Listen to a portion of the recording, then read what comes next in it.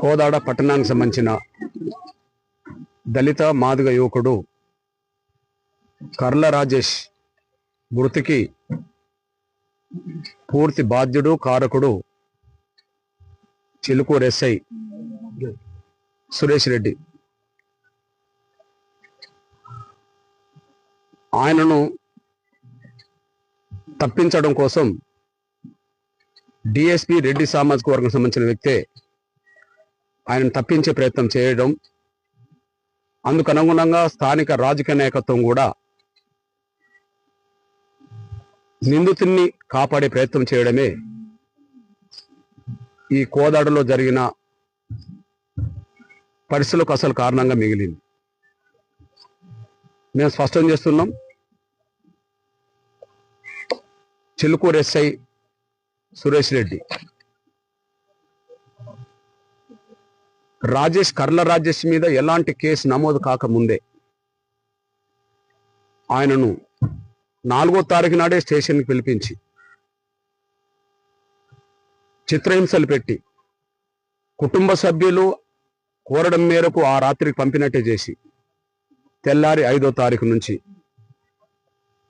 Chilukuru police station, Kodad police స్టేషన్లోనే 9వ తారీఖు వరకు కూడా చిత్రహింసలు పెట్టి 10వ తారీఖు నాడు ఆయన మీద కేసు పెట్టి జైలుకు పంపడం జరిగింది. ఏ కేసు అయితే ఆయన మీద నమోదు చేశారో ఫిర్యాదుదారుడు ఎవరైతే ఉన్నారో ఆ ఫిర్యాదుదారుడు చౌదరి వర్గం సంబంధించిన వ్యక్తి. అతను ఫిర్యాదు చేసినట్టుగానే 8వ తారీఖు నాడు కేసు నమోదైంది. 8వ తారీఖు నాడు ఫిర్యాదు చేసే కేసు నమోదవుతే అంతకుముందు 4వ తారీఖు నుంచే ఆయనను పిలిపించడం, 5 నుంచి 9వ తారీఖు వరకు 10వ తారీఖు నాడు కోర్టుకు హాజరుపరిచేంత వరకు ఆయన చిత్రహింసలు పెట్టడం వల్లనే ఆయన జైల్లోనే అనారోగ్యానికి గురై అక్కడి నుండి హాస్పిటల్ పాలి హాస్పిటల్లో చనిపోవడం జరిగింది. దీనికి ముమ్మాటికి చిలుకూరు ఎస్ఐ అక్కడ కానిస్టేబుల్ పెట్టిన చిత్రహింసల వల్లనే ఆయన అనారోగ్యానికి గురైండు. ఎలాంటి కేసు నమోదు కాకముందే ఆయనను చిత్రహింసలు పెట్టారు, పోలీస్ స్టేషన్లో పెట్టారు.